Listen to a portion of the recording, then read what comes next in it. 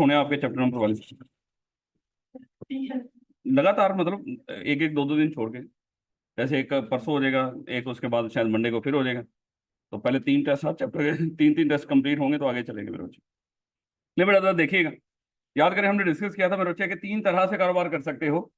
Soul trader के तौर पे कारोबार कर सकते हो। सोल ट्रेडर में कितने मालिक होते हैं बिजनेस के? एक मालिक होता है। मुझे बताएं कि उस बिजनेस की जितनी भी लायबिलिटीज होंगी उसके लिए बिजनेस खुद लायबल होगा या मालिक लायबल होगा? मालिक लायबल होगा, क्योंकि मालिक की लायबिलिटी कैसी है? अनलिमिटेड। जब तक बिजनेस की सारी लायबिलिटी पे नहीं हो जाती इसकी जान नहीं छूटेगी। और बिजनेस की लायबिलिटीज को पे करने के लिए चाहे इसको अपना घर बार बेचना पड़े। फिर मेरे बच्चे हमने डिस्कस किया था कि अगर किसी कारोबार में मालिकों की तादाद एक से बढ़ जाए और वो कंपनी ना हो तो पार्टनरशिप कहलाएगी। और मुझे बताएं मेरे बच्चे, पार्टनरशिप बिजनेस के अंदर जितनी भी लायबिलिटीज होंगी उसके लिए बिजनेस खुद जिम्मेदार है या मालिक? मालिक जिम्मेदार होंगे। और अगेन मालिकों की लायबिलिटी कैसी होगी बना? यानी कि बिजनेस की लायबिलिटीज पे करने के लिए चाहे घर बार बिके। इसलिए मेरे बच्चे कोशिश ये भी करनी है, जब आप बड़े होंगे बड़ा कुछ बनाएंगे, आप घर बार बनाएंगे। जब घर बार बनाएंगे तो आप बिजनेस भी करेंगे साथ साथ।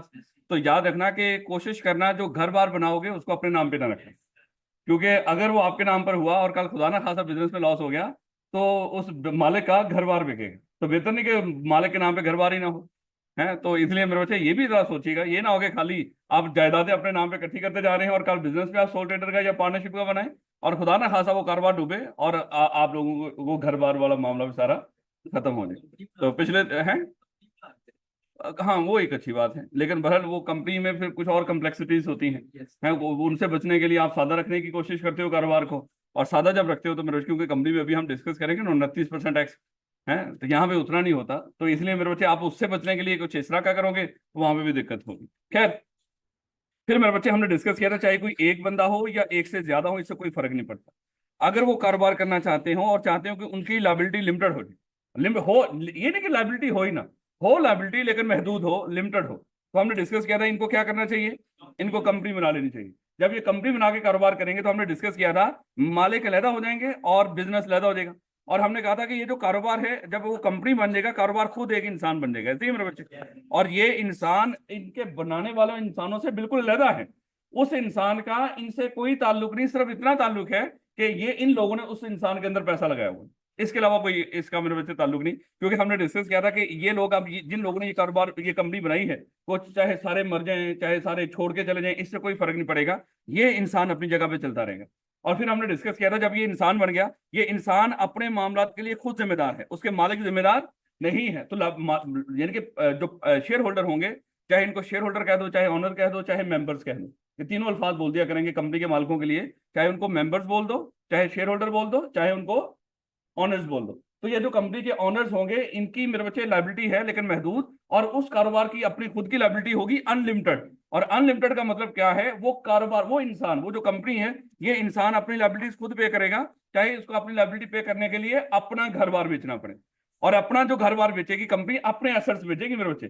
कंपनी भी अपनी बड़ी सारी इन्वेस्टमेंट प्रॉपर्टी, वो भी हो सकता है इन्वेस्टमेंट के तौर पे बहरिया में डीएचए में प्लॉट्स खरीद के बैठी हो। आप पढ़ेंगे जाके IAS 41, कुछ इस तरह के IAS हैं पूरे के पूरे, जिसके तहत कंपनी क्या करती है? इन्वेस्टमेंट करती है। जिस तरह आप लोग इन्वेस्टमेंट करते हो, कंपनी भी इन्वेस्टमेंट करती है। कंपनी के अपने नाम पे एसेट्स होंगे, कंपनी के अपने नाम पे लायबिलिटीज होंगी, कंपनी के अपने सारे सारे मामला।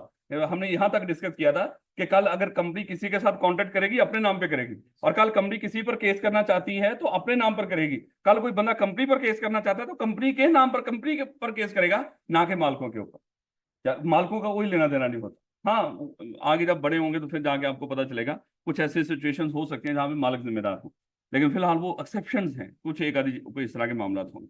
तो ये मेरे बच्चे हमने डिस्कस किया था। इसलिए यही है कि अगर आप अपनी लायबिलिटी लिमिटेड रखना चाहते हो, यही हो कि ज्यादा से ज्यादा जो आपका पैसा डूबे उतना ही पैसा डूबे जितना बिजनेस में लगाया है, तो उसके लिए मेरे बच्चे क्या करना पड़ेगा? आपको कंपनी बना के कारोबार करना पड़ेगा। लेकिन मेरे बच्चे, कंपनी तो एक आर्टिफिशियल पर्सन है, या इसको आर्टिफिशियल पर्सन कह लो। आर्टिफिशियल पर्सन क्यों कहते हो? क्योंकि हमने खुद बनाया, अल्लाह ताला ने नहीं बनाया, ये इंसान ने खुद बनाया, इसलिए लफ्ज क्या बोल दिया करते हैं? Artificial person.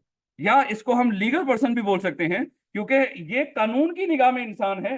कानून इसको इंसान मानता है, हम तो नहीं इंसान मानते हैं। कानून क्योंकि इसको इंसान मान रहा था, कानून ने हमें भी कहा कि चलो मैं अगर इसको इंसान मान रहा हूं, आप लोग भी इंसान मानो। तो इसलिए कानून के कहने पे हम इसको इंसान मानते हैं। इसलिए मेरे बच्चे, इसका दूसरा नाम क्या है? इसको हम लीगल पर्सन भी कह सकते हैं। है, या इसको कंपनी बोल दो, या इसको कॉर्पोरेशन बोल दो, तो जो मर्जी इसका नाम बोल दो मेरे बच्चे। तो इसमें होगा क्या? चलें, खैर ये मेरा ख्याल है कि अब हमने डिस्कस करना शुरू कर दिया था सबसे पहले। तीनों के फायदे और नुकसान को पढ़ना है हमने इस चैप्टर के अंदर। सबसे पहले हमने पार्टनरशिप को पढ़ना शुरू किया था, पार्टनरशिप के फायदे डिस्कस कर रहे थे अगर आपको याद हो। और फायदों में हमने पढ़ लिया था मेरे बच्चे, ये देख लिया था कि मेरे बच्चे ये जो सोल ट्रेडर होता है इसको बनाना बड़ा आसान होता है, इसमें बहुत ज्यादा खर्चा भी नहीं होता। और फिर इसमें हमने डिस्कस किया था कि इसमें सीक्रेसी भी होती है, यानी कि एक ही मालिक है, एक मालिक के पास जितनी भी इन्फॉर्मेशन होगी वो अपने पास ही रखेगा, क्योंकि कानूनी तौर पर उसकी कोई मजबूरी ही नहीं कि दूसरों के साथ कोई इन्फॉर्मेशन शेयर करे।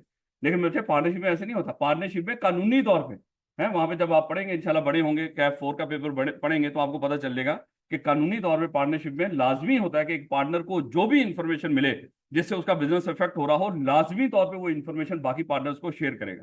अगर नहीं तो समझ लो कि पार्टनरशिप में बाकी पार्टनर्स के साथ गद्दारी कर रहा है, और उसकी सजा वही होगी जो कैदी नंबर 804 की।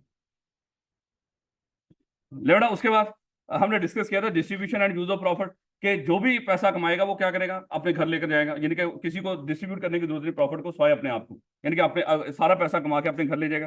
फिर हमने डिस्कस किया था greater flexibility and direct control. एक तो फ्लेक्सिबिलिटी भी ग्रेटर है क्योंकि अकेला फैसले करने वाला जब जो दिल करेगा फैसला कर लेगा, हालात चेंज हो रहे हो तो इसको किसी से पूछ कर फैसला करने की जरूरत नहीं, हालात बदल रहे हो तो अपने आप से ये खुद ही फैसला कर लेगा। और डायरेक्ट कंट्रोल है, सारी बात है मेरे इसी के कहे पे, इसी के मान लो के रूल्स एंड रेगुलेशन जो बनाए हुए होंगे इसने उस बिजनेस के लिए, उसके मुताबिक ही कंपनी चलाई जाएगी। फिर मेरे ईज ऑफ गवर्नमेंट रेगुलेशन, इसके लिए गवर्नमेंट की रेगुलेशन भी बहुत ज्यादा सख्त नहीं होती, आसान होती। देखो हमने डिस्कस किया था, एक बात मैंने आपको बताई थी, ये जितने कवानीन होते हैं ये लोगों के लिए बनते हैं, लोगों को नुकसान से बचाने के लिए। एक एक बिजनेस है ही ऐसा जिसमें मालिक ही एक है, अब उसमें लोग है ही नहीं। जब लोग नहीं इतने ज्यादा तो उसमें मेरे अच्छे जाहिर बात है रूल्स एंड रेगुलेशन, हाँ अगर उसमें इंप्लॉइज की शक्ल में ही लोग बढ़ना शुरू हो जाए तो फिर थोड़े से कानून उस पर अप्लाई होना शुरू हो जाएंगे। लेकिन जब जहां पे लोग कम हो, लेकिन अगर पार्टनरशिप हो वहां पे लोग बढ़ जाते हैं तो वहां पे और ज्यादा कानून सख्त थोड़े से होना शुरू हो जाते हैं। और कंपनी में तो फिर शदीद किस्म के कानून होते हैं। और फिर कंपनी भी आगे जब बड़े होंगे तो आप हम पढ़ेंगे, कंपनी भी कई तरह की होती है, सिंगल मेंबर भी होती है, अदर देन सिंगल मेंबर भी होती हैं, और पब्लिक कंपनीज भी होती हैं। ये टाइप जब पढ़ेंगे आपको पता चलेगा, वहां पे भी कंपनी जैसे जैसे कोई बड़ी होती जा रही होगी उसके लिए भी रूल्स एंड रेगुलेशन और बढ़ते जा रहे होंगे। खैर यहाँ पे हमने छोड़ा था अगर आपको याद हो, लॉयर टैक्सेशन। ले बेटा, जब आप बड़े होंगे कैफ 2 का पेपर पढ़ेंगे तो कैफ 2 के पेपर के अंदर मेरे से वहां पे टैक्सेशन की बात करेगा। कहता है कि जब हम टैक्स की बात करते हैं तो टैक्सेशन के लिहाज से वो इंसानों को मेरे बच्चे 3 हिस्सों में डिवाइड कर लिया करते। एक वो कहता है कि एक तो कंपनी है, कंपनी भी तो इंसान है ना, अभी हमने बात की है कि कंपनी क्या है, इंसान है तो इसके साथ जो बर्ताव करता है कानून वो इंसानों जैसा करता है, याद रखिएगा। जिस तरह आम आम इंसान के लिए कानून है, यानी कि जो कानूनी तौर पे जो राइट्स हैं ऑब्लिगेशंस हैं वही कंपनी के लिए भी होते हैं। तो कंपनी के लिए मेरे बच्चे कुछ टैक्सेशन के मामला होंगे। इसी तरह टैक्स वाले कहते हैं कि मेरे लिए जो सैलड लोग हैं, सैलड इंडिविजुअल, उसके लिए कुछ रूल्स एंड रेगुलेशन लेकर होते हैं टैक्स के अंदर। और उसके बाद आ जाते हैं नॉन सैलड, और नॉन सैलड के लिए लफ्ज वहां पे बोला जाता है पार्टनरशिप, या एक लफ्ज नॉन सैलड रखो, चले वैसे ये वैसे ही मैं बता रहा हूँ, अभी आपने याद नहीं रखने, ये एक चीज समझाना चाह रहा हूँ। लोड़ा ये जो कंपनी है ना इसके लिए फिक्स टैक्स रेट होता है, जैसे मान लो कि 29%।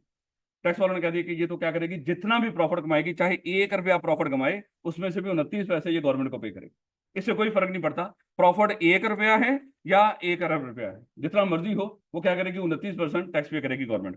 उसके बाद आ जाते हैं ये इंडिविजुअल्स की, जब बात करते हैं इंडिविजुअल्स या एओपी, इंडिविजुअल्स या एओपी, पार्टनरशिप कह लो या एओपी कह दो, इंडिविजुअल्स और एओपी को वो मजीद 2 हिस्सों में डिवाइड करते हैं, सैलड और नॉन सैलड। अब अगली बात आती है सर, जो पार्टनरशिप होती है ये तनख्वाह, ये नौकरी तो करती को नहीं है, नौकरी तो आम इंसान जिंदा इंसान करते हैं। तो इसके लिए मेरे बच्चे वहां पे क्या होगा, सैलड जो इंडिविजुअल हैं उसके लिए एक स्लैब रेट है। सैलड टैक्स पेयर के लिए टैक्स में क्या होता है, स्लैब रेट होता है। जैसे मान लो वो होगा, अगर तो किसी बंदे की तनख्वाह है 6 लाख तक साल की, अगर वो 6 लाख तक कमाता है वो कहते हैं इसका जो टैक्स होगा वो 0% हो।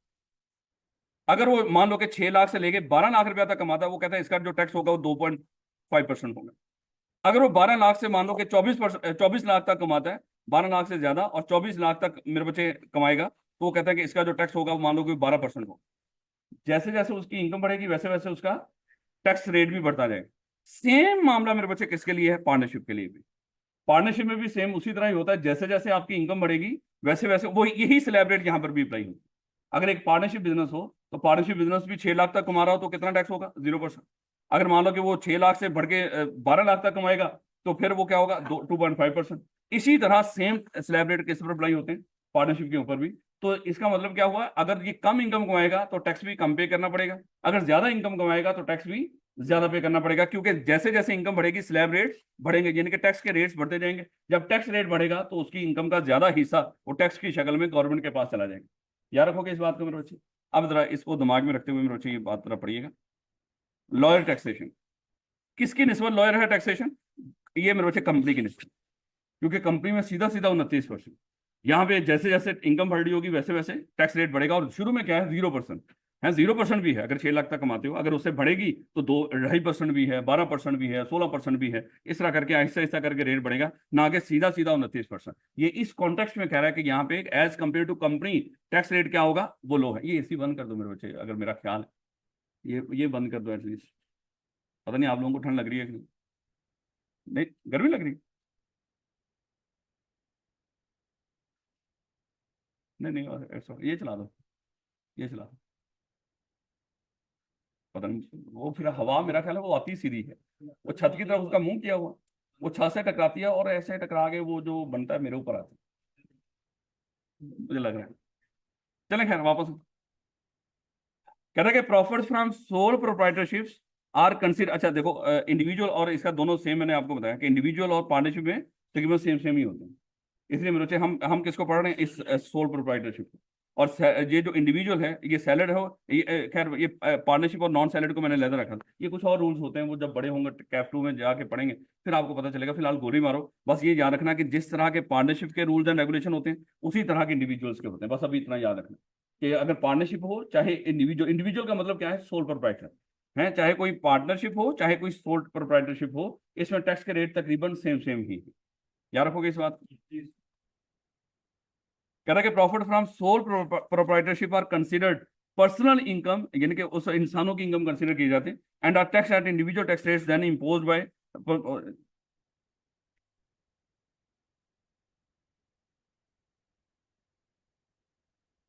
यार एक सेकंड एक ना, हालांकि छोटे छोटे बच्चों को बता रहा हूँ, जब तक वो पेपर ना पढ़ा हो इनको क्या पता चलेगा। मेरे बच्चे एक आम इंसान की जो है ना मिस्टर ए है, ये एमी एमी फिर मैं बताने लगा इसका, इसको सोचने नहीं बैठ जाना। और अगर इसको भूल जाओगे अभी के अभी तब भी कोई दिक्कत नहीं। अगर मिस्टर ए है, आपने इसकी इनकम कैलकुलेट करनी है इस साल के लिए कि इसकी कितनी इनकम बनती है, जिसके ऊपर हमने टैक्स लगाना है। जब हम इसकी इनकम कैलकुलेट करेंगे उसमें सैलरी भी होगी, उसमें मेरे बच्चे इसकी इनकम फ्रॉम बिजनेस भी आती है, इनकम फ्रॉम कैपिटल गेन है कि जब बड़े होंगे तो आप पढ़ेंगे, इनकम फ्रॉम अदर सोर्स भी होगा, उसमें इनकम फ्रॉम प्रॉपर्टी भी होगी। ये 5 सोर्सेज होते हैं जहां से ये बंदा क्या करता है, जहां से ये बंदा इनकम अर्न करता है। तो इसमें अगर आप एक देखोगे ये क्या है, इनकम फ्रॉम बिजनेस। तो एक अगर मैं यहाँ पे नौकरी करता हूँ सीएफई के अंदर, तो मेरी जो यहाँ से नौकरी से इनकम आ रही है वो मेरी कहाँ पे चली जाएगी, सैलरी में।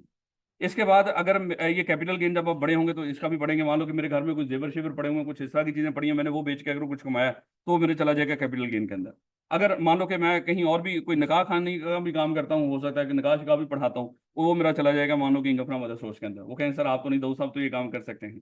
चलें खैर, उसके बाद इनकम फ्रॉम प्रॉपर्टी की अगर हम बात करें तो प्रॉपर्टी में मेरे बच्चे मान लो कि मैंने अपने घर का जो लॉयर पोर्शन है वो रेंट पे दिया हो तो मेरी इनकम फ्रॉम प्रॉपर्टी आ रही हो। अब यहाँ पे मेरे बच्चे देखो इनकम फ्रॉम बिजनेस।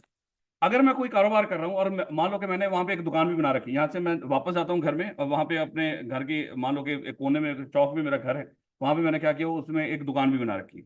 वो जो दुकान है वो मेरा क्या है, इनकम फ्रॉम बिजनेस, और मैं उसका क्या हूँ, सोल प्रोप्राइटर हूँ, मैं उसका मालिक हूँ। तो वो जो वहां से मैं कमाऊंगा वो भी मेरे बच्चे टोटल जो मेरी इनकम है उस इनकम का हिस्सा बन जाएगी। इनकम फ्रॉम बिजनेस भी उस इनकम का हिस्सा बन जाएगी। और ये जो टोटल इनकम होगी इसके ऊपर मेरे बच्चों को टैक्स रेट लगेंगे, जो भी मैं आपको बता रहा था। क्या करूँ, ये सारी इनकम मिला के 6% तक 6 लाख तक हुई तो 0%। अगर ये सारी इनकम मिला के 6 लाख से बढ़ेगी तो 2.5%। अगर ये 12 लाख से बढ़ेगी तो मान लो कि फिर वो इस तरह रेट बढ़ता जाएगा। याद रखोगे इस बात से। अब जरा इसको दोबारा रीड करने की कोशिश करते हैं ये क्या कहना चाह रहे हैं।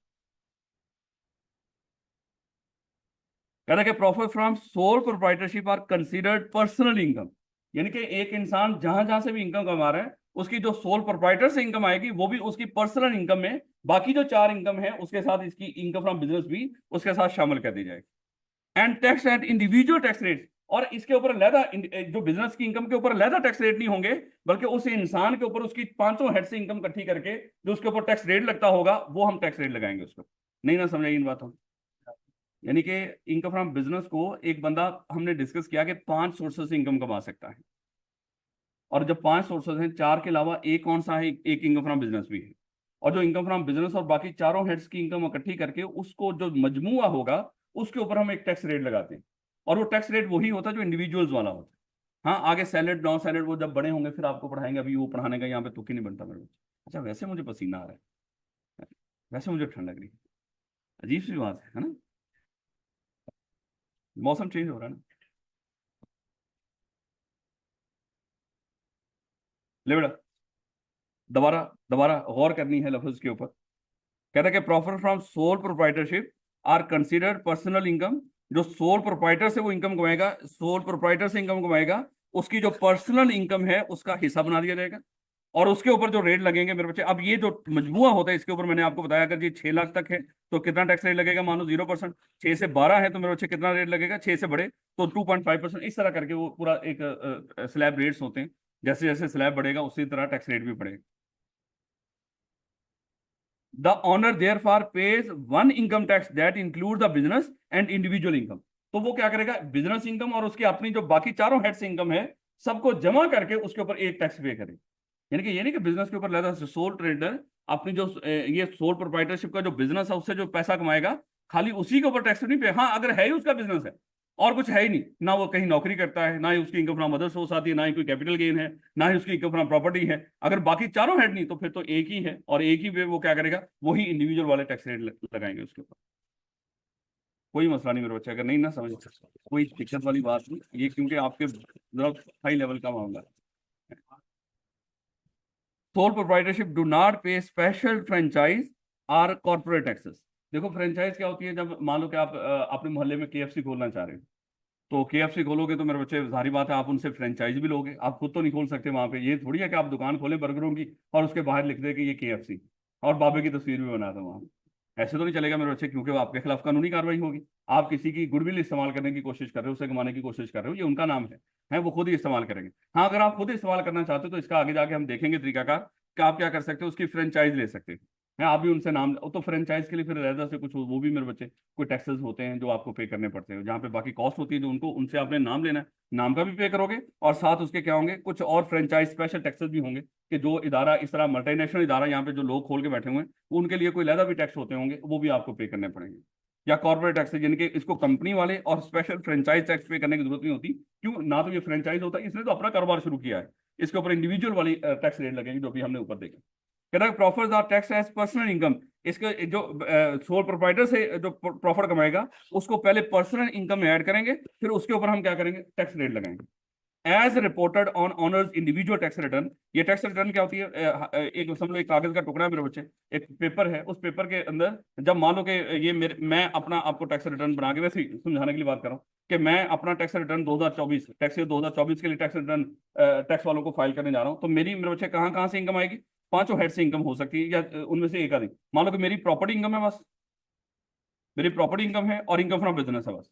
मैंने प्रॉपर्टी इनकम यहाँ पे ऐड की, इनकम फ्रॉम बिजनेस ऐड की, टोटल इनकम दिखाई, उसके ऊपर अपना टैक्स रेट लगाया जो स्लैब वालों ने बता रखा था, उसके ऊपर टैक्स रेट लगा के जितनी मेरी टैक्स लायबिलिटी बनती थी वो सारी कैलकुलेट करके जिस कागज पर मेरी जितनी इनकम बनती है और जितना मेरा टैक्स बनता है वो मैंने कैलकुलेट करके गवर्नमेंट को जमा करवा रहा हूँ, उस कागज को क्या बोलते हैं, टैक्स रिटर्न। ये नहीं होता कि टैक्स आपका रिटर्न हो गया, मुबारक हो, टैक्स गवर्नमेंट ने आपका वापस कर दिया। नहीं नहीं, टैक्स रिटर्न क्या होती है, जिस कागज के ऊपर, जिस पेपर के ऊपर मैं अपना सारे साल की इनकम का हिसाब किताब करके गवर्नमेंट को जमा करवाता हूं उसको क्या बोलते हैं, ये टैक्स रिटर्न कहलाती है। याद रखोगे मेरे बच्चे। तो क्या कह रहा है, कह रहा है कि profit are tax as personal income. ये जो सोल प्रोप्राइटर से आप वो कमाओगे प्रॉफिट, वो आपकी पर्सनल इनकम में ऐड कर दिया जाएगा एज रिपोर्टेड। और किस में ऐड किया जाएगा, वो जो इंडिविजुअल अपने टैक्स रिटर्न के अंदर बाकी इनकम दिखाएगा वहीं पे इनकम फ्रॉम ये बिजनेस वो भी दिखा देगा। और बिजनेस का मतलब यहाँ पे क्या है, सोल प्रोप्राइटर। याद रखोगे ना इस बात में। ये अजीब सी बातें थी, अगरचे मैं इसलिए मैं उस दिन छोड़ के चला गया था कि इसको गोली मारो जब हम दोबारा क्लास, क्योंकि उसी पे अच्छा खासा टाइम लग जाना था, 1-2 मिनट में ये समझाने वाली बात नहीं थी। तो मेरा ख्याल है कि थोड़ा सा अगर 5-10% अगर हजम हो गया हो तो इट्स ओके।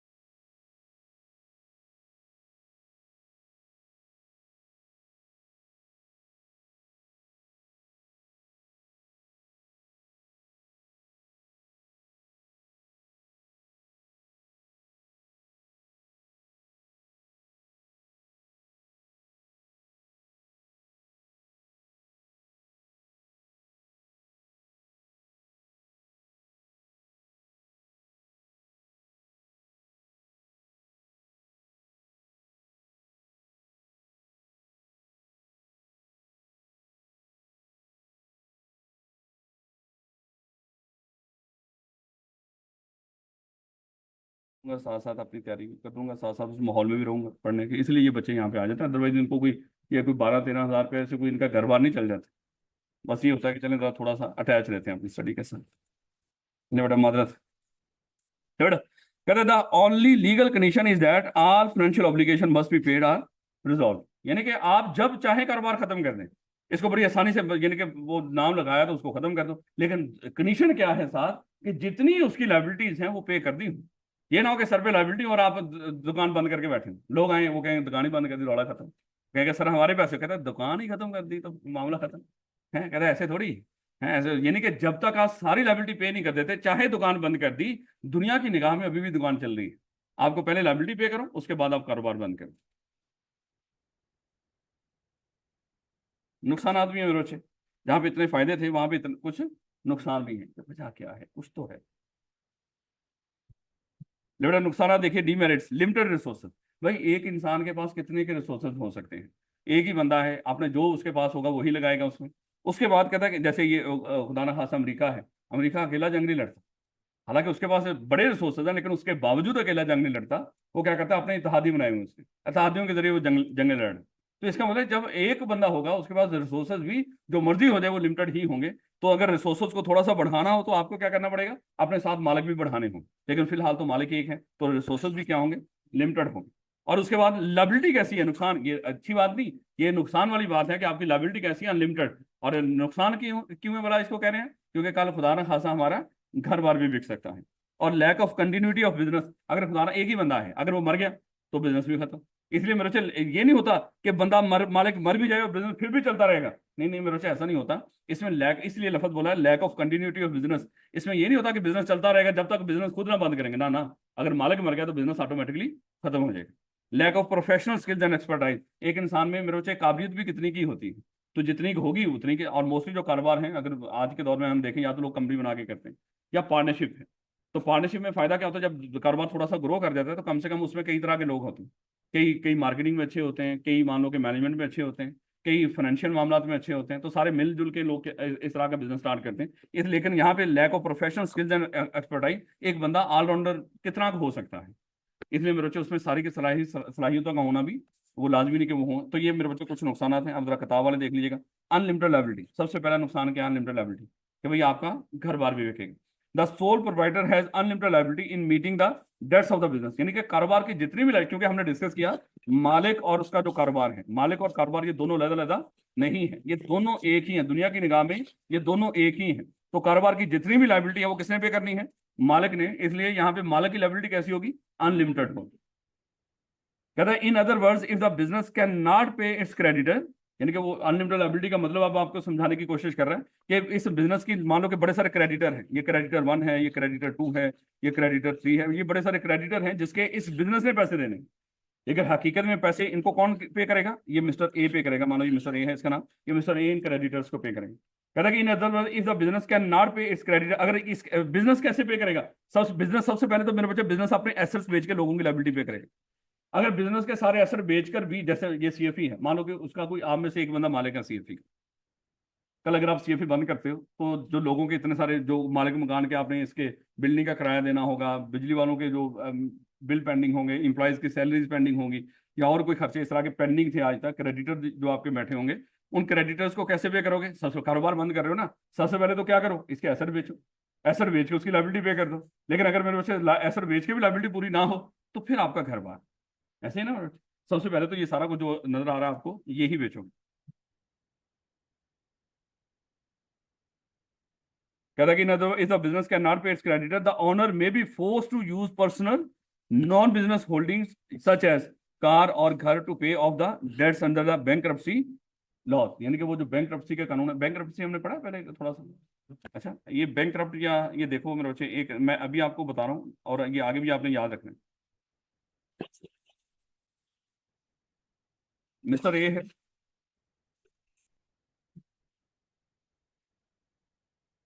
मान लो मेरे बच्चे मिस्टर ए, इसके सर पे बड़ी सारी लाइबिलिटीज, इस पे सर पे लाइबिलिटी है 10 मिलियन की, और इसके पास कुल जो एसेट्स हैं, अज्यूम कर लो वो एसेट्स मिला के मेरे बच्चे वो बनते हैं 6 मिलियन।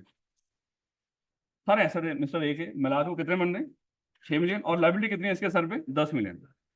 जब किसी इंसान पर ऐसी सिचुएशन हो कि उसके सर पे लायबिलिटी ज्यादा हो और उसको पे करने के लिए एसेट कम हो, हम कहते हैं ये बंदा दिवालिये की कंडीशन में है। किसकी कंडीशन में है? दिवालियापन की। दिवालिया कह लो या इसको बैंकरप्ट कह लो या इंसॉल्वेंट कह लो, एक ही बात है। इंसॉल्वेंट या बैंकरप्ट एक ही बात है, और उर्दू में मोस्टली हम लफ्ज क्या बोलते हैं? दिवालिया। तो यहाँ पे हमारे यहाँ पे कौन सा लफ्ज बोला जाएगा? इंसॉल्वेंट या बैंकरप्ट, एक ही बात। अब होता पता क्या है, लोग क्या करेंगे, लोग इस मिस्टर ए से पैसे मांगने आते हैं, क्योंकि जिन लोगों ने माल इसको उधार पे बेचा होगा या जिन लोगों ने इसको पैसे उधार पे दिए होंगे, अब वो लोग इससे पैसे मांगने आएंगे। और ये मिस्टर ए लोगों को कह रहा होगा कि सॉरी सर मेरे पास पैसे नहीं। अब लोग क्या करेंगे, इसको बट्टे मारेंगे, इसको घसीटेंगे और कहेंगे कि तू झूठ बोल रहा है। जाहिर बात है मेरे बच्चे, अगर आपने किसी दोस्त को पैसे दिए हो और उसने कहा होगा तो 10 दिन बाद वापस कर दूंगा, और अब आप 10 दिन बाद उससे मांग रहे हो और वो कह रहा है मेरे पास नहीं है, आपको लगेगा नहीं ये आपका दोस्त आपसे झूठ बोल रहा है? पक्की बात है दोस्त आपसे झूठ बोल रहा है, लगे तो यही। अब यहाँ पे मिस्टर ए जिस पे लोग भरोसा नहीं कर रहे और उसके घर के बाहर बैठे हुए हैं, वहां पे मान लो कि उसको तंग कर रहे हैं, ऐसे में मिस्टर ए खुद खुद मेरे बच्चे बजाते खुद जाएगा कोर्ट में। कोर्ट में जाके अप्लाई करेगा कि सर मुझे इंसॉल्वेंट डिक्लेयर कर दो या बैंकरप्ट डिक्लेयर कर दो। देखो ये नहीं है वो बंदा, हम लोगों को खुद नहीं कहते कि ये बंदा फलाना इंसॉल्वेंट है या बैंकरप्ट है, उसका तरीकाकार है। अज्यूम कर लो वो बंदा खुद जाके कोर्ट में अप्लाई करेगा कि मुझे क्या डिक्लेयर कर दो, इंसॉल्वेंट या बैंकरप्ट डिक्लेयर कर। अब कोर्ट क्या करे, ये कोर्ट ये नहीं करेगा मुबारक हो बंदा आ गया चलो इसको क्या कर दिया हमने, तुझे इंसॉल्वेंट डिक्लेयर, नहीं नहीं। कोर्ट अब इस एप्लीकेशन को पहले तो सुनेगा, है, सुनने के बाद इसके ऊपर फैसला करेगा क्या ये बंदा ये डिजर्व करता है इसको बैंकरप्ट डिक्लेयर किया जाए या ना किया जाए। कोर्ट ने इसके इसके केस को सुना और मान लो कि कोर्ट को लगा ये वाकई ये बंदा डिजर्व करता है कि इसको बैंकरप्ट डिक्लेयर कर दिया जाए, कोर्ट क्या करेगा, इसको बैंकरप्ट डिक्लेयर कर देगा। जब कोर्ट इसको बैंकरप्ट मेरे बच्चे डिक्लेयर कर देगा, इसके जितने एसेट्स होंगे, इसके पास जितने एसेट्स होंगे वो सारे के सारे एसेट्स मेरे बच्चे अब चले जाएंगे, कोर्ट की तरफ से एक बंदा अपॉइंट किया जाएगा, उसको कहेंगे ऑफिशियल असाइनी। क्या लफ्ज बोलेंगे उसको? Official assignee. कोर्ट की तरफ से एक बंदा आता है, नुमाइंदा आता है, मान लो कि कोर्ट किसी काबिल बंदे को भेजेगा जहां इसकी जितनी भी प्रॉपर्टी है सारी वो प्रॉपर्टी अपने कब्जे में ले लो, क्योंकि इसको हमने क्या डिक्लेयर कर दिया है? बैंकरप्ट। तो जब उस बंदे को बैंकरप्ट डिक्लेयर कर दिया जाए, उसकी सारी प्रॉपर्टी किसके पास चली जाती है? कोर्ट के उस नुमाइंदे के पास चली जाती है। अब ये कोर्ट का नुमाइंदा क्या करेगा, ये उस सारी प्रॉपर्टी को बेचेगा और उसको बेच के किन को पे करेगा? इसके क्रेडिटर्स को पे करेगा, इसके जो क्रेडिटर उनको पे करेगा, जितना हो सकता हो, जितना हो सकता हो। जब सारी प्रॉपर्टी इकट्ठी करके उनको पे कर चुका होगा बेच बचा के, अब ये कोर्ट इस इन क्रेडिटर्स को कहेगा भैया इसके पास जो कुछ भी था हमने सारा इकट्ठा करके बेच बचा के आपको पे कर दिया, अब इसके पास हमने कुछ भी नहीं छोड़ा। अब लोग कोर्ट पे भरोसा कर लेंगे, उस बंदे पे भरोसा नहीं करते, अब उसकी जान छूट जाएगी। आगे मजीद वो इन लोगों के लिए लायबल नहीं होगा, जितना कि इनको मिलना था उतना के क्रेडिटर्स को मिलेगा, समझ लो, बाकी अगर नहीं मिला वो इनका डूब गया बेचारा।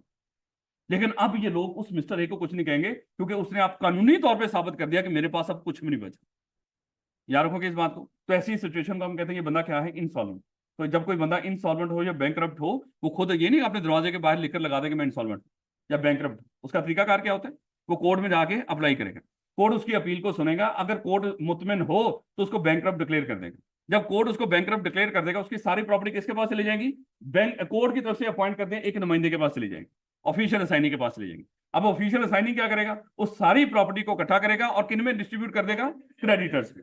जब सारा जितना के क्रेडिटर में डिस्ट्रीब्यूट हो सकता था कर दिया, उसके बाद भी अगर क्रेडिटर्स के उस बंदे के ऊपर पैसे पड़े हों तो ये उन क्रेडिटर्स को सब्र करना पड़ेगा, क्योंकि अब कोर्ट इनको कहेगा इस बंदे के पास हमने कुछ भी नहीं छोड़ा। अब वो लोग किस पे भरोसा करेंगे? कोर्ट पे भरोसा कर लेंगे, उस बंदे पे भरोसा नहीं कर रहे थे, क्योंकि वो उनको बनता भी नहीं भरोसा करना उस पर। हो सकता है उनको लग रहा था ये झूठ बोल रहा है, लेकिन अब जब कोर्ट कह देगा अब हम इसके पास कुछ नहीं छोड़ा, अब मेरे बच्चे ये भरोसा कर लेंगे और अब उसकी जान छोड़ देंगे।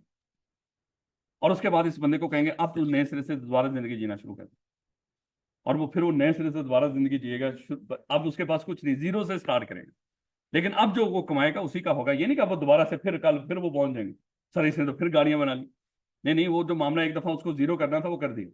इसलिए मैं अभी आप हम डिस्कस कर रहे थे कि कल जब आप बड़े होंगे तो आप प्रॉपर्टी अपने नाम पे नहीं रखवानी, क्योंकि लोगों की लाइबिलिटी पे करने के लिए आपके एसेट बेचे जाएंगे। एसेट बेच बचा के सारे इकट्ठे करके, लेकिन वहां पे एक खतरनाक और बात भी होती है। पिछले 6 महीनों में, साल में आपने जिस जिस बंदे के नाम पे भी कोई प्रॉपर्टी आपके अपने करीबी ने भी खरीदी हो, उसकी भी जांच पड़ताल होती है। बीवी बच्चों की प्रॉपर्टी भी बात देखी जाती है कि इसी की तरफ से तो नहीं आई। तो फिर उसके बाद ये एक लंबा चौड़ा अच्छा खासा बड़ा इन डेप्थ एक प्रोसेस होता है, इतना सादा नहीं जितना हम किताबों में यहाँ पे पढ़ रहे हैं। तो खैर इसको मेरे बच्चे लफ्ज क्या बोलते हैं? इंसॉल्वेंट या बैंकरप्ट। तो आज के बाद जब लफ्ज insolvent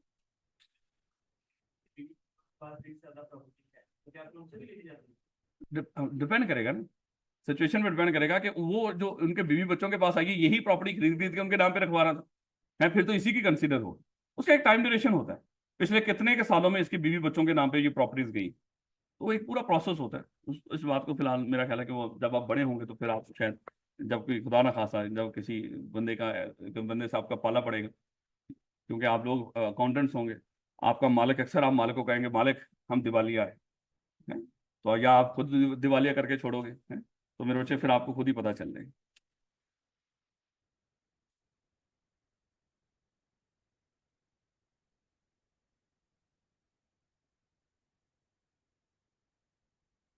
the more wealth an individual has the greater is the disadvantage of unlimited liability. कहते हैं जितनी अपने नाम पे ज्यादा दौलत इकट्ठी करोगे, अनलिमिटेड लायबिलिटी का उतना ज्यादा नुकसान है, क्योंकि अगर लायबिलिटी अनलिमिटेड है तो फिर वो आपकी दौलत सारी जो इकट्ठी की हुई थी वो भी जाएगी, अगर आप डेट्स पे ना कर सकें लोगों। Difficult in raising funds. एक बंदा है, लोग मेरे बच्चे एक बंदे पे भरोसा नहीं करते हैं। लोग तो खुदा ना खासा जहाँ पे किसी घर में बच्चा ही एक हो, लोग जल्दी करके उससे भी रिश्तेदारी भी नहीं करते हैं, उधार देना तो बड़ी दूर की बात है। जो खानदानी लोग हैं वो देखते हैं कि इसका खानदान भी है कि नहीं, अकेला ही तो नहीं है। कल खुदा ना खासा इसको कुछ हो आ गया तो भाई इसके जो बीवी बच्चे होंगे उनका क्या होगा, है तो 100 मसले मसाइल होते हैं। तो एक बंदे को तो लोग जल्दी करके रिश्ता नहीं देते, पैसे देना तो बड़ी दूर की बात। इसलिए मेरे बच्चे, लेकिन कई लोग तो होते हैं वो कहते हैं ढूंढो ही ऐसा, वो हमारे हमारे इस तरह की जो फीमेल्स की तरफ से इस तरह का मामला हो सकता है कि ये डरी होती हैं बेचारी, है कि आगे उसका खानदान ना हो, है? सारे खानदान की रोटियां पकानी पड़ेंगी, यहाँ पे दिक्कत ये होती है। लेकिन लाजमी तो नहीं, उन्होंने हो सकता है बंदे रखे हैं, कोई घर में नौकर रखे हैं जो खाना खाना पका लेते हैं, लेकिन बहरहाल हमें ये फिक्र रहती है। बाकी तो मेरे बच्चे खैर, कहता है कि among the relatively few sources of money available to the sole proprietorship are banks, friends and family or his or her own fund.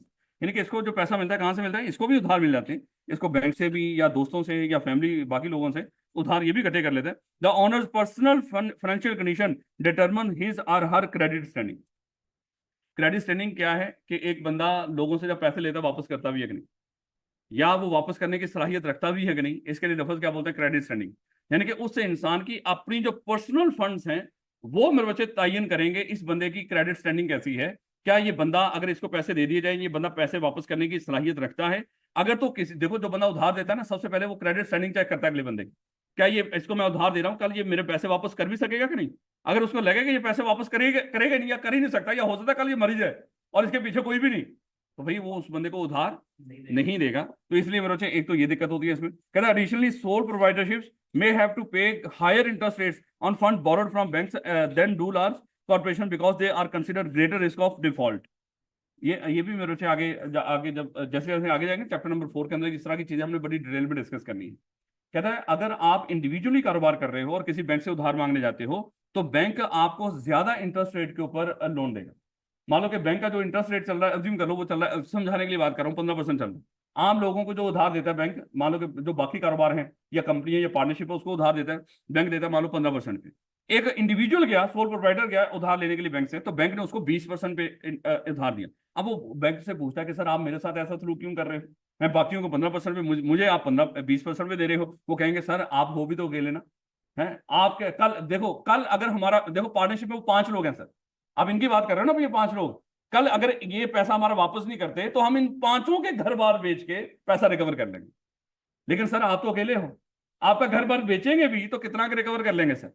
इसलिए यहाँ पे डिफॉल्ट के ज्यादा रिस्क है, इसलिए सर हम आपको ज्यादा इंटरेस्ट पे लोन देंगे, क्योंकि हम ज्यादा रिस्क, जितना ज्यादा रिस्क उतना ज्यादा बेनिफिट। ये तो हम बचपन में पढ़ते आ रहे हैं। अगर सोल ट्रेडर को पैसे देने में ज्यादा रिस्क है तो उसके ऊपर इंटरेस्ट रेट भी ज्यादा चार्ज करेगा बैंक, याद रखोगे।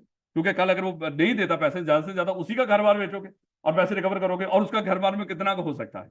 लेकिन अगर पार्टनर हो, फिर कई लोग होते हैं वो कहते हैं अरे फलाना तगड़ा बंदा भी इनका पार्टनर है, फिर कहता कोई दिक्कत नहीं।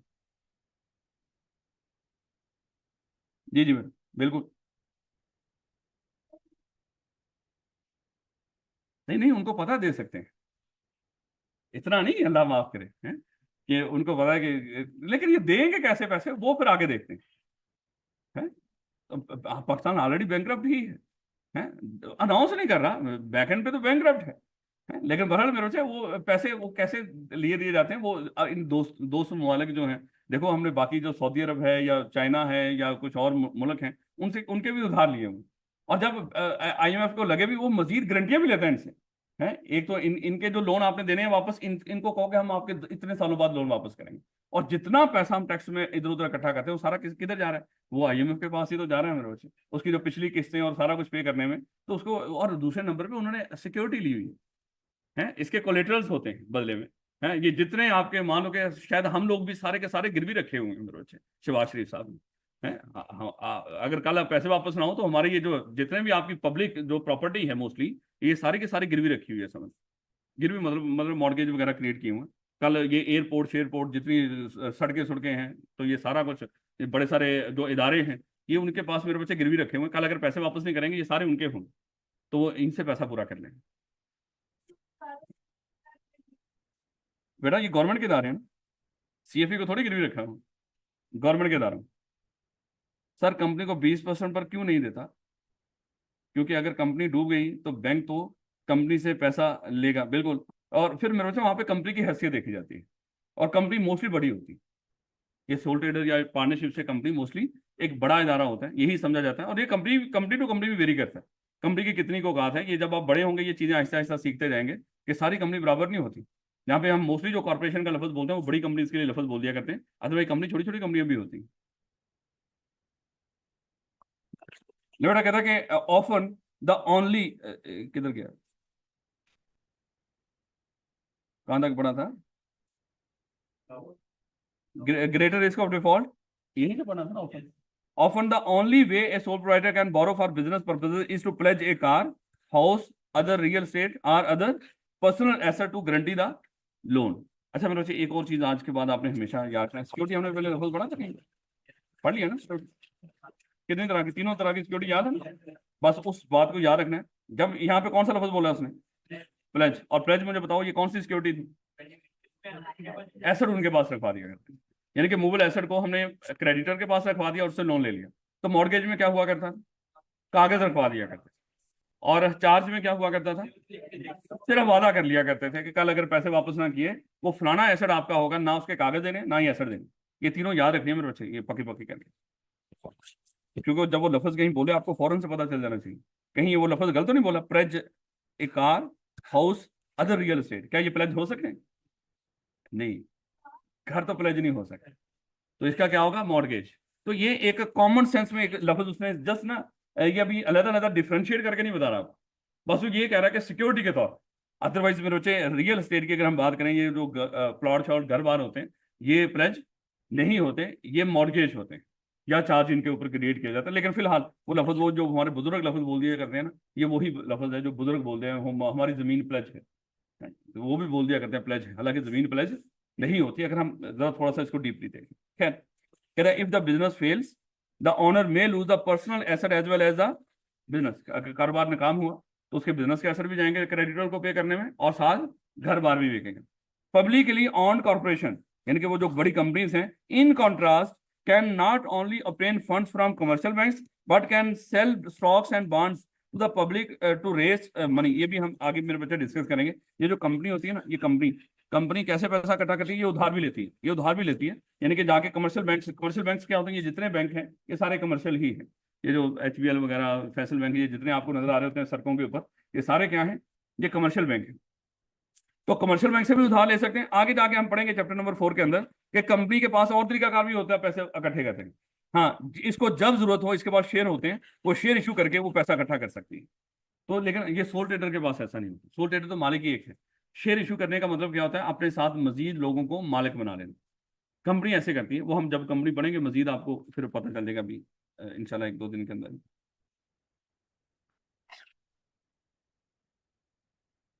इसको कहते हैं स्टॉक्स, मतलब शेयर्स, और एक होते हैं बॉन्ड्स। अच्छा ये बॉन्ड्स का लफ्ज जो है, इसके लिए एक और लफ्ज बोला करें कि हम डिबेंचर्स। डिबेंचर्स को ही दूसरा लफ्ज क्या है? बॉन्ड्स। अच्छा इसको इसको देखिएगा मेरे बच्चे, शायद ये हमने पहले लफ्ज कभी पढ़ा? कागज का टुकड़ा है, उधार लेते हैं हम। जिस तरह शेयर इशू करते हैं उसी तरह डिबेंचर भी इशू करते हैं। डिबेंचर की ही एक किस्म क्या है? वो बॉन्ड्स भी है। तो चाहे डिबेंचर कह दो बॉन्ड्स कह दो, एक ही बात होगी। याद रखोगे इस बात को? बस ये क्या करते हो, लोगों से उधार लेते हो, आम लोगों से उधार लेते हो। बैंक से जाके तो इकट्ठा एक ही बैंक से उधार ले लिया ना, लेकिन आप कहते हो मैं एक बैंक से उधार ना लूं बल्कि कई लोगों से उधार इकट्ठा करें। तो उसके लिए क्या इशू करते हो? बॉन्ड्स या डिबेंचर्स। एक तो जब साथ और भी पीआरसी की क्लासेस चल रही हो ना, फिर ये नहीं पता होता कि इस क्लास में मैंने क्या बताया, उस क्लास में मैंने क्या बताया। तो पास का इसलिए मैं अक्सर मुझे लग रहा था मैं सिक्योरिटी बताऊं, आपने कहा सर तीनों पहले बता रखी है। मैं वहां से बताऊं, सर वो तो आपने पहले बता रखे हैं। अब मुझे लग रहा था शायद मैंने वहां पे बताया, लेकिन वो यहाँ पे बताया इसका समटाइम। चले खैर, इफ द पब्लिक कंपनी, अब मुझे बताओ ये गवर्नमेंट की कंपनी की बात कर रहा हूं?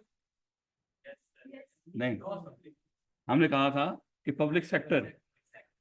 अगर पब्लिक सेक्टर का लफ्ज नहीं बीच में लिखा हुआ, इसका मतलब गवर्नमेंट के यहाँ पे कोई लेना देना नहीं है। यहाँ हम पब्लिक कंपनी की बात हो रही है, क्योंकि आगे हम पढ़ेंगे कंपनी दो तरह की होती है, प्राइवेट और पब्लिक कंपनी।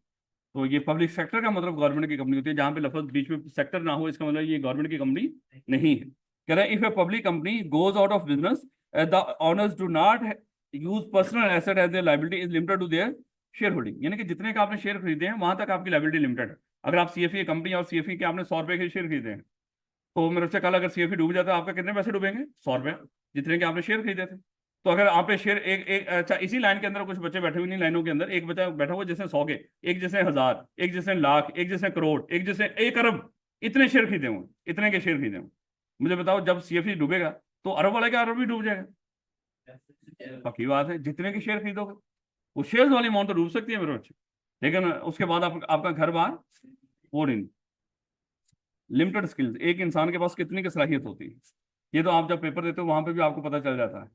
देखो आप इधर उधर से पूछ रहे होते हैं क्योंकि आपको वो चीज़ नहीं आती है, लेकिन आप कई बच्चे फिर मिलकर इस पेपर को सॉल्व करने की कोशिश कर रहे होते हैं, क्योंकि एक इंसान के पास लिमिटेड स्किल्स होते हैं, और जिनके रोल नंबर आगे पीछे होते हैं वो तो एरिया डिवाइड कर लिया करते हैं। तो ये फलाना एरिया तैयार कर, मैं फलाना एरिया तैयार करूँ, ताकि हम क्या करें, पेपर में बैठ के दोनों एक दूसरे का साथ देके पेपर पास कर लें। ऐसे होता है कि नहीं? आई कैप में ऐसे नहीं होता। आई कैप में वहां पे इतना सन्नाटा होता है, इतनी खामोशी होती है वहां पे। नकल आपको देखो, उसके लिए बहुत बड़ा जिगरा चाहिए, उसके लिए फेफड़े भी घोड़े वाले चाहिए, उसके अच्छे खासे बड़े फेफड़े होते हैं, क्योंकि घोड़ा आपको पता है बड़े तेज दौड़ता है और दौड़ता चला जाता है, उसके लिए फेफड़ों का मजबूत होना बड़ा जरूरी है। तो मेरे बच्चे फेफड़े और जिगर घोड़े वाला होना चाहिए, तब जाके आप वहां पे नकल करोगे, अदरवाइज वहां पे नकल कोई करता ही नहीं। वहां पे तो इवन देन अगर किसी का पेन गिर जाए ना तो पूरा एग्जामिनेशन हॉल उसको देखता है तूने क्या किया है। तो इतना सुनाटा होता है वहां पे, खामोशी, लोग डरे हुए होते हैं। उनको पता है कि मैंने 6 महीने की मेहनत किया और ये सीए है, प्रोफेशनल क्वालिफिकेशन। उसमें बिल्कुल देखो एक बंदे के साथ आपका ये आप बैठे हो, आपका ये टेबल यहाँ पे एंड हुआ, दूसरे बंदे की जो कमर है वो बिल्कुल टेबल इसके साथ लग रही है। क्या जरूरत आपको उसको ऐसे करोगे ऐसे जैसे उसके करंट लगा हुआ उसके साथ। इतना इतना वहां पे इस बात का ख्याल रखा जाए। ये मैं उसकी बात कर रहा हूँ जो रिटर्न पेपर होते हैं, बाकी पेपर्स की बात नहीं कर रहा हूँ। वहाँ पे मुझे नहीं पता कि अब वहाँ पे क्या होता है। हमारा एक ही पेपर हुआ करता था आईटी का, ये जो आपकी आपके 5 होते हैं उस तरह का हमारा एक पेपर होता था आईटी का, 40 नंबर का बस, कंप्यूटर बेस्ड। बाकी हमारे सारे रिटर्न ही हुआ करता था। एएफसी उस वक्त मॉड्यूल ए होता, वो रिटर्न ही होता। कहते था लिमिटेड स्किल्स मेरे बच्चे, कहते the sole proprietor must be able to perform many functions and possess skills in diverse field. Diverse field क्या होती है? एक दूसरे से बिल्कुल मुख्तलिफ, उसको कहते हैं डाइवर्स। डाइवर्सिफिकेशन भी लफ्ज बार बार हम यहाँ पे डिस्कस करेंगे। डाइवर्सिफिकेशन भी ऐसी होती है कोई बिल्कुल मुख्तलिफ काम करना, जैसे सीएफई है। हम यहाँ पे एमबीए लॉन्च कर देते हैं, कोई मुख्तलिफ काम नहीं किया, पहले भी हम पढ़ा रहे थे, एमबीए लॉन्च कर दिया। कौन सी डाइवर्सिफिकेशन है भैया? वही कॉलेज, वही उसी तरह के उस्ताद हैं, वही पढ़ने पढ़ाने वाला मामला। लेकिन अगर हम क्या करते, साथ रेस्टोरेंट खोल ले सीएफई के नाम पे, ये डाइवर्सिफिकेशन। तो डाइवर्सिफिकेशन क्या होती है? बिल्कुल मुख्तलिफ कोई काम करना। तो कहते हैं इसके पास diverse field skills in diverse field का होना जरूरी है, क्योंकि वहां पे कई तरह के काम करने होंगे। वहां पे फाइनेंस का काम भी करना पड़ेगा, वहीं पे मार्केटिंग का काम भी। इन दोनों का आपस में कोई ताल्लुक नहीं, स्वाय इतना के मार्केटिंग के लिए भी पैसा चाहिए। लेकिन ये नहीं कि सेम स्किल्स वाला बंदा वो मार्केटिंग और फाइनेंस दोनों संभाल ले। लेकिन अगर आप सोल ट्रेडर हो तो फिर आप में ये स्किल्स का होना जरूरी है। कहता है कि diverse field such as management, marketing, finance, accounting, bookkeeping and personal management. Personal management क्या होता है? पर्सनल किसको कहते हैं? बोला एम्प्लॉइज को। ये पर्सनल नहीं है मेरे बच्चे, ये पर्सनल है। और पर्सनल का मतलब क्या है? एम्प्लॉइज। तो एम्प्लॉइज को मैनेज करना। कहता है कि specialised professional such as accountants or attorney, attorney कहते हैं वकीलों को, कैन, ये प्रोफेशनल्स होते हैं। तो देखो हमारे मुल्क के अंदर किस किस तरह के लोग प्रोफेशनल्स हैं अगर हम बात करें, उसमें इंजीनियर्स, डॉक्टर्स, लॉयर्स, अकाउंटेंट भी चार्टर्ड अकाउंटेंट, सिर्फ याद रखना। अगर किसी ने एमबीए किया हो तो वो मेरे बच्चे प्रोफेशनल, चाहे लव्स यूनिवर्सिटी से ही कर रखा हो, उसने जहां से मर्जी किया हो, वो भी एमबीए इन फाइनेंस कर रखा है आपने, वो प्रोफेशनल नहीं है। प्रोफेशनल वही होगा जो आई कैप से मेरे बच्चे कहीं ना कहीं वाबस्ता होगा। इसी तरह आईसी में वाले हैं, हैं, या बाहर की क्वालिफिकेशन ACCA वगैरह, CFA, इस तरह के ये लोग, ये प्रोफेशनल्स होते हैं। इसके अलावा बाकियों को हम प्रोफेशनल नहीं मानते, जानते भी नहीं, मानते भी नहीं। अगर कोई बोले तो आपने यकीन नहीं करना उसको। Attorneys can be hired by business for help or advice. जारी बात है, फिर हम क्या करते हैं, इस तरह के प्रोफेशनल्स को भी हायर करते हैं बिजनेस में, एम्प्लॉय के तौर पे हायर कर लो, फिर इनको यही हो सकता है। कहता है कि sometimes sole proprietors need assistance with certain business function, यानी कि उसको फिर कई तरह के, अच्छा देखो, बिजनेस फंक्शंस क्या होते हैं, यही काम, ये जो ऊपर वाले अकाउंट्स, मार्केटिंग, मैनेजमेंट, ये सारे क्या होते हैं, बिजनेस फंक्शंस होते हैं। जैसे CFE के अगर बिजनेस फंक्शंस की बात करो तो क्या क्या है, admission, marketing, finance, faculty, administration, ये CFE के फंक्शंस हैं, बिजनेस फंक्शंस हैं। तो कोई एक बंदा ये सारे भी कर सकता है, लेकिन मेरे बच्चे उसके लिए जारी बात है कि, लेकिन ये फिर भी कम चांसेस होते हैं। इसलिए हमें क्या करना पड़ता है, हमें जैसे IT है, IT का काम हम नहीं जानते, तो उसके लिए हमें हमने क्या किया, बाहर से कुछ लोगों को हायर किया। लैक ऑफ कंटिन्यूटी अभी हमने डिस्कस किया था। और लैक ऑफ कंटिन्यूटी में क्या है कि कारोबार अगर एक ही बंदे पर डिपेंडेंट है, अगर वो बंदा मर गया या उसमें कोई डिसेबिलिटी आ गई तो कारोबार भी खत्म। कहते हैं लाइफ लाइफ एक्सपेक्टेंसी, यानी कि जो जिंदगी की तवक्को है एक सोल ट्रेडर की, life expectancy of a sole proprietorship is directly link to that of, लिखा है या इस लिखा हुआ, of the owner and his or her ability to work. यानी कि इस कारोबार की जो लाइफ की एक्सपेक्टेंसी है, यानी कि तवक्को है, ये कब तक चलेगा, कब तक चलेगा, जब तक वो बंदा जिंदा है, या उसके उसमें काम करने की सलाहियत है। अगर वो काम करने की सलाहियत खत्म होगी, खुदा ना खासा फालज हो गया या कोई और मामला हो गया, अंधा हो गया है, या क्या हो गया, वो वैसे ही मर गया, तो कारोबार भी खत्म, क्योंकि एक ही बंदे पे डिपेंडेंट है। तो वो फिर वो पहला खत्म हो गया, अब नया सोल ट्रेडर आ गया। वो तो होता ही है ऐसे ना, विरासत में किसी को दे दिया, उसने विरासत ना गए, चले उसने वो कर दी, क्या वो वसीयत, एक बंदा जिंदगी में भी आपने दे दिया करता है चीजें, मर गया फिर तो जाती ही जाती है, लेकिन जिंदगी में भी बंदा। खैर, the serious illness of the owner could result in failure of the business if competent help can not be found.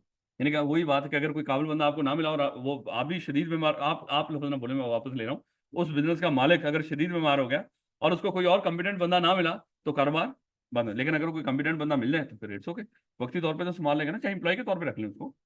कहता है कि it is difficult to arrange for the sale of a proprietorship and at the same time assure customers that the business will continue to meet their needs. कहता है ये मेरे बच्चे जारी बात है, जब इस तरह के हालात हों, कोई बंदा बीमार पड़ जाए या तो इसका एक तो इस बिजनेस को बेचना इतना आसान नहीं हो, क्योंकि जिस तरह का आपका बिजनेस है वो वही बंदा खरीदेगा, सोल प्रोवाइडर है, वही बंदा खरीदेगा जिसमें उसी तरह की स्किल्स।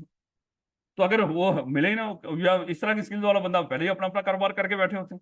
इसलिए सोल प्रोवाइडर के कारोबार को बेचना इतना आसान नहीं होता। और फिर ये भी नहीं होता कि मेरे बच्चे अगर वो बेच भी दिया जाए तो किसी और बंदे को, अगर वो ये गारंटी नहीं होती कि वो बंदा वो कारोबार लेकर चल पड़ेगा, क्योंकि अगर उसमें स्किल ही ना हुई तो वो कारोबार बंद करके बैठ जाएगा जिसने खरीदा होगा। कहता दिस रिजल्ट इन की पर्सन रिस्क, यानी कि यहाँ पे ये की पर्सन रिस्क है। की पर्सन रिस्क का मतलब क्या, एक ही बंदा और एक ही बंदे पे सारे का सारा कारोबार डिपेंडेंट, अगर वो ना रहा तो कारोबार भी बंद हो जाएगा। कल पढ़ेंगे यहाँ से कुछ, ऐसे दो चीजें रह गई थी लेकिन कोई दिक्कत नहीं।